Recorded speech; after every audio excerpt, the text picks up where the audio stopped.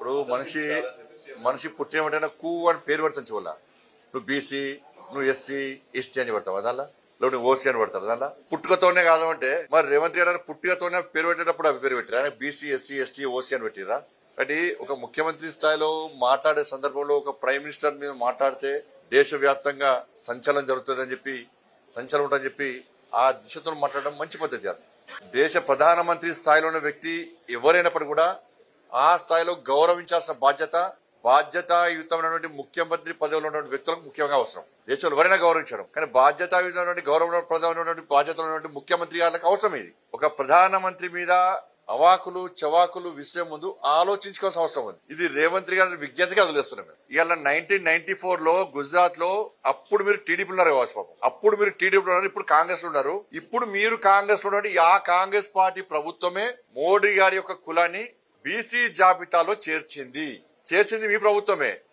కానీ మొదటిసారి నరేంద్ర మోడీ గారు ప్రధానమంత్రి అయిన తర్వాత ఈ దేశంలో ప్రతి ఒక్క బీసీ వెనుకబడిన వర్గాలకు చెందిన ప్రతి ఒక్క వ్యక్తి కూడా మేమే ప్రధానమంత్రులు అయినామని చెప్పి ఒక సంతోషాన్ని వ్యక్తం చేశారు. అన్ని బీసీ సంఘాలు సంతోషాన్ని వ్యక్తం చేసినాయి.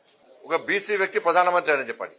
27 మంది బీసీలను ఎంపీలను మంత్రులు చేసినాం. 27 మంది బీసీ ఎంపీలను మంత్రులు చేసిన ఘనత నరేంద్ర మోడీ గారి ప్రభుత్వాన్ని. మరి దేశంలో ఇన్ని సంవత్సరాలు మీ ప్రభుత్వం ఏర్పడ్డది ఎంతమంది బీసీలకు ఇచ్చారు? మేము 12 మంది మొదటిసారి 12 మంది ఎస్సీ సామాజిక వర్గానికి సంబంధించినటువంటి ఎస్సీ ఎంపీలను మంత్రులు చేసినాం.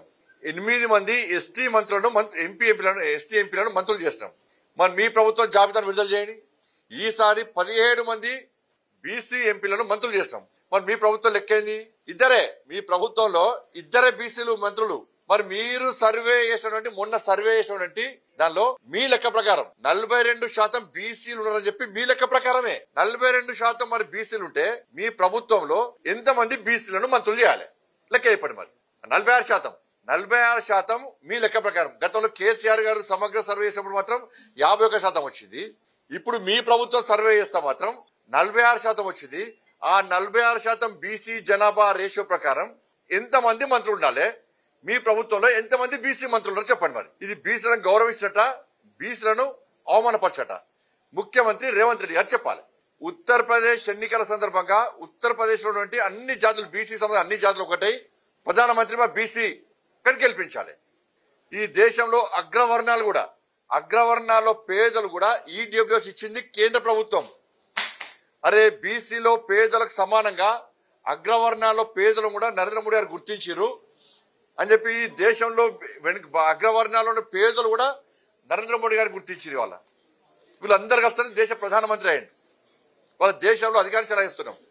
ఇలా ఇది పక్క పెడితే ఈ చర్చ జరగాలంటే 10 జనపద్ నుంచి చర్చ జరగాలి.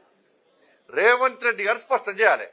మీ ఆది నాయకుడు రాహుల్ గాంధీ గారు ఏ కులానికి సంబంధించిన వ్యక్తి, ఏ మతానికి సంబంధించిన వ్యక్తి, ఏ దేశానికి సంబంధించిన వ్యక్తి, ఆయన బీసీయా, ఎస్సీయా, ఎస్టీయా, ఫార్వర్డ్ క్యాస్టా స్పష్టం చేయండి. మీరు వాళ్ళ నాన్న ఫిరోజ్ ఖాన్ గాంధీ, వాళ్ళ తాత రాహుల్ గాంధీ గారి తాత ఫిరోజ్ ఖాన్ గాంధీ, వాళ్ళ అమ్మ ఆయన ముస్లిం, వాళ్ళ అమ్మ సోనియా గాంధీ క్రైస్తవురాలు, దాంతోపాటు ఇటలీ దేశస్తురాలు. మరి రాహుల్ గాంధీ మీద చర్చ జరగాలి. మీరు రాహుల్ గాంధీ గారిని మీ నాయకుడిగా బీసీగా బీసీ నాయకుడు అని మీరు ప్రోత్సహిస్తురా, లేకుంటే ముస్లిం అని ప్రోత్సహిస్తురా, క్రిస్టియన్ అని ప్రోత్సహిస్తురా, లేకుంటే వేరే దేశస్తులను ప్రోత్సహిస్తురా? ఏ దేశస్తుడు, ఏ మతం, ఏ కులం లేదు, అనకు మతం లేదు, ఓ జాతి లేదు, ఒక దేశం లేదు. చర్చ జరగాలి, దాని మీద చర్చ జరగాలి. నరేంద్ర మోడీ గారిని బీసీగా ఈ దేశం గుర్తించింది. ఈ దేశంలోని బీసీలందరూ గుర్తించారు. అగ్రవర్ణాల్లో పేదలు కూడా ఎస్ ఈయన బీసీ వెనుకబడిన వర్గాలకు సంబంధించిన వ్యక్తి కాబట్టే మా అగ్రవర్ణాల్లో పేదలను గుర్తిస్తుడు పేదోడు కాబట్టే అని గుర్తించారు. కాబట్టి దేశ ప్రధాని ఈ దేశంలో మూడోసారి భారతీయ జనతా పార్టీ అధికారంలోకి వచ్చింది.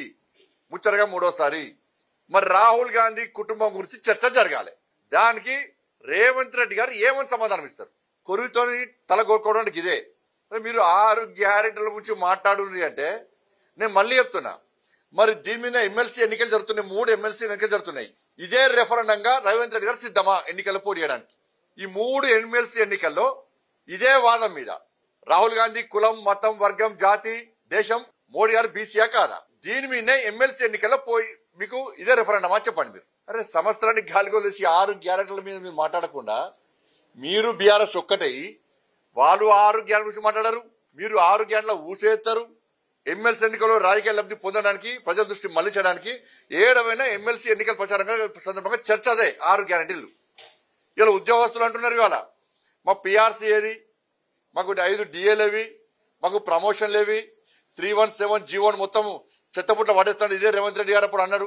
ఒకటే సెలవుడిచ్చి అంత కొట్టాలి. ఎక్కడ రేవంత్ రెడ్డి గారు కొట్టాలి, కాంగ్రెస్ పార్టీ కొట్టాలి. 317 జీవోకు వ్యతిరేకంగా కొట్టాలి మేము, జైలుకి వెళ్ళింది మేము, లాఠీ దెబ్బతిన్నది మేము. వాళ్ళు ఉద్యోగస్తులు అడుగుతున్నారు ఇవాళ. సమాధానం చెప్పండి దానికి. బీఆర్ఎస్ పార్టీ హయాంలో ఫస్ట్ నాడు జీతాలు వచ్చినాయి అంటే కేవలం భారతీయ జనతా పార్టీ ఆందోళన చేయడం వల్లనే. నేను మా పార్టీ స్టేట్మెంట్ ఇస్తే తప్ప కేసీఆర్ ఫస్ట్ నాడు జీతాలు అయిపోదు. మేము బెదిరిస్తే తప్ప 15 లోపల జీతాలు రాలే. మేము కొట్లాడకుంటే జీతాలు రాకపోతున్నాం. 3 నెలల కోసం జీతాలు వస్తుండే. మేము కొట్లాడడం కాబట్టి అప్పుడు ఫస్ట్ నాడు జీతాలు వచ్చినాయి బీఆర్ఎస్ పార్టీ హయాంలో. ఇలా నిరుద్యోగులు ప్రశ్నిస్తున్నారు. 4,000 రుణ మా నిరుద్యోగ వృత్తి ఏమైంది? 2 లక్షల ఉద్యోగాలు ఇలా రిక్రూట్మెంట్ చేస్తున్నారు. ఏమైంది? 20,000కు మాత్రమే నోటిఫికేషన్ ఇచ్చి 50,000 మందికి ఉద్యోగాలు ఇస్తున్నారు. ఎక్కడ ఉద్యోగాలు ఇచ్చారు? జాబితా విడుదల చేయమంటున్నారు వాళ్ళు ఇవాళ. కానీ నిరుద్యోగం మార్చి చేసి కొట్టాడింది మేము, నిరుద్యోగులకు అండగా ఉన్నది మేము. ఈ దేశంలో సంవత్సర కాలంలో 10 లక్షల మందికి రోజు ప్రధానమంత్రి రోజ్గార్ మేళా పేరుతోని కేంద్ర ప్రభుత్వం ఉద్యోగాలు ఇస్తా అని చెప్పి నరేంద్ర మోడీ మాట ఇచ్చిన తర్వాత ఎక్కడ పైరేవులు లేకుండా, ఎక్కడ పేపర్ లీకేజ్ లేకుండా, ఎక్కడ దొంగ నోటిఫికేషన్ లేకుండా 9,25,000 మందికి సంవత్సరం లోపల కేంద్ర ప్రభుత్వం ఉద్యోగాలు ఇచ్చిన ఘనత నరేంద్ర మోడీ ప్రభుత్వాన్ని. వీటి మీద చర్చ జరుగుతుంది వాళ్ళ ఎమ్మెల్సీ ఎన్నికల సందర్భంగా. ఈ చర్చను పక్క పెట్టి కొత్త చర్చ తీసుకొచ్చారు. సరే అదే చర్చ మీద మీరు సిద్ధమా ఎన్నికలు పోటీ చేయడానికి? అరే బీసీ కులగణన అంటారు. కేసీఆర్ సర్కార్లేమో 51% అదే తక్కువ.